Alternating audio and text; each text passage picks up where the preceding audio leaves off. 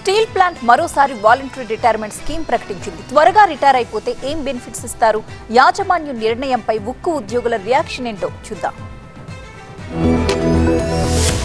Visakha steel plant యాజమాన్యం 3వ విడత వాలంటరీ రిటైర్మెంట్ స్కీమ్ ప్రకటించింది. 2026 జనవరి 1 నుంచి 20 వరకు దరఖాస్తులను ఆన్లైన్లో మాత్రమే స్వీకరించనున్నట్లు స్పష్టం చేసింది. కనీసం 15 సంవత్సరాల సర్వీస్ పూర్తి చేసి 45 ఏళ్లు దాటిన ఉద్యోగులు దీనికి అర్హులుగా ప్రకటించింది.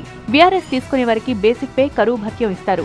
దీనిని సర్వీసును బట్టి లెక్కిస్తారు. పూర్తి చేసిన ప్రతి ఏడాది సర్వీస్ కు 35 రోజుల జీతం చెల్లిస్తారు. మిగిలిన సర్వీస్ లో ఏడాదికి 25 రోజుల జీతం ఇస్తారు. ఇలా ప్రయోజనం పొందే రోజులు 250కి మించకుండా ఉంటాయి. వీటితో పాటు లీవ్ ఎన్కాష్మెంట్, పదవి విరమణ ప్రయోజనాలు అన్ని ఇస్తారు. సంస్థ ప్రయోజనాల కోసమే వీఆర్ఎస్ అమలు చేస్తున్నామని యాజమాన్యం చెబుతోంది.